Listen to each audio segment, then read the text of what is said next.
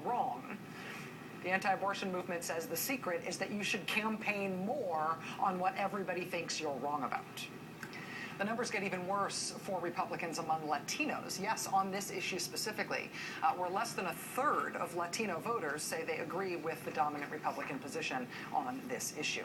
After the Republicans won a record number of state legislature seats in 2010 and a bunch of governorships too, Republicans in those states since the 2010 election have just been focused on abortion like never before. They enacted a record number of new anti-abortion laws, more than at any time since Roe versus Wade became the law of the land. The same thing happened at the federal level as soon as Republicans took control of the House after the 2010 midterm elections. H.R. 3, as in the House Republicans' third bill overall, their third bill was an anti-abortion bill. They have also tried to ban abortion after a certain time limit in Washington, D.C. They've tried to roll back access to birth control. And remember when they threatened to shut down the entire government if they were not allowed to defund Planned Parenthood? Where they were in power between the 2010 elections and the 2012 elections, Republicans governed very, very, very aggressively on this issue. They governed so aggressively on this issue it was unprecedented. What happened then, though, which maybe the Republicans were not counting on, was that Democrats decided they were going to make the Republicans explain themselves. Democrats decided they were going to hold Republicans to account for what they had been doing in terms of their governance and their philosophy on this issue, and what they plan to keep doing if Americans elected them again. And when Republicans started having to answer specific pointed questions about their position on abortion, some creepy stuff happened this year. We learned a great deal of very specific, very creepy detail of what Republicans really do believe about this issue they've been so energized about. Even when life begins in that horrible situation of rape, that it is something that God intended to happen. There's no such exception as life of the mother. And as far as health of the mother, same thing. On the rape thing, it's like, how does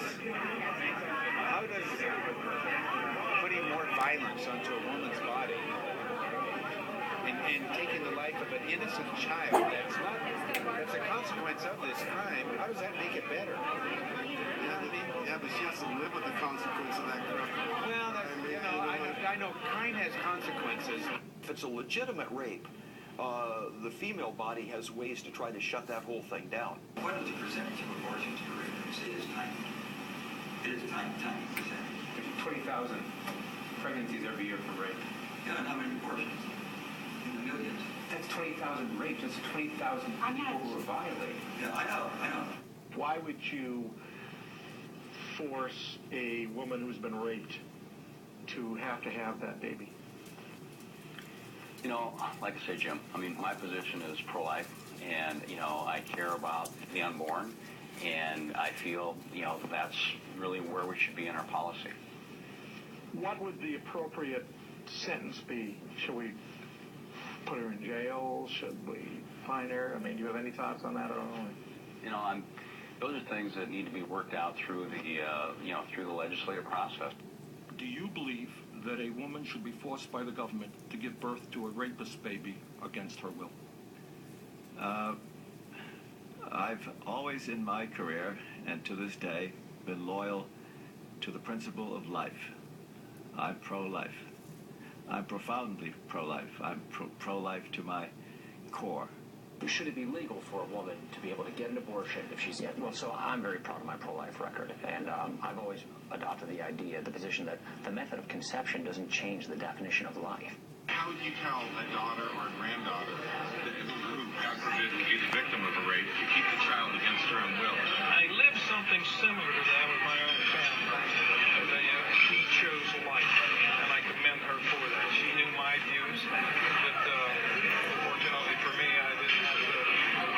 She chose the way I thought. Now, don't get me wrong, it wasn't great, but she did. Similar how? I think maybe I wouldn't. That's similar to rape? No, but well, put yourself in a father's position. Yes. I mean, it is similar. That was a video sampling from the Republican Party's creepy rape and abortion comments caucus.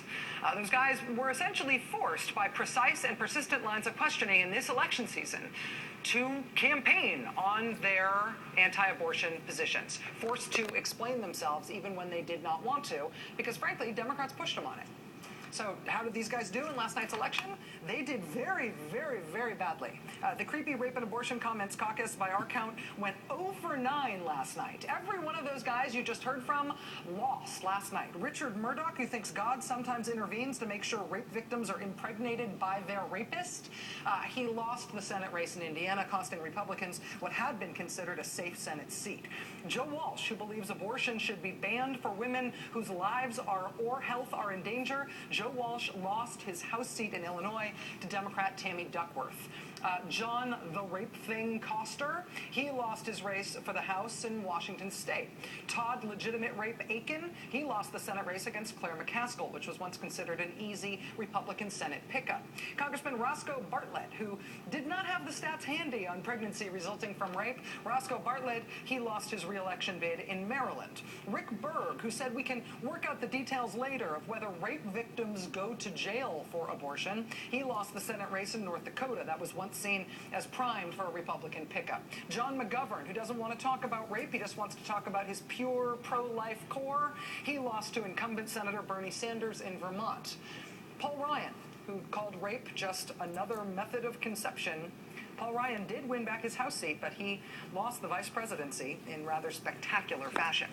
And Tom Smith, who thinks getting pregnant out of wedlock is totally similar to getting pregnant by being raped, just put yourself in the father's position, he lost his U.S. Senate bid to incumbent Democratic Senator Bob Casey of Pennsylvania.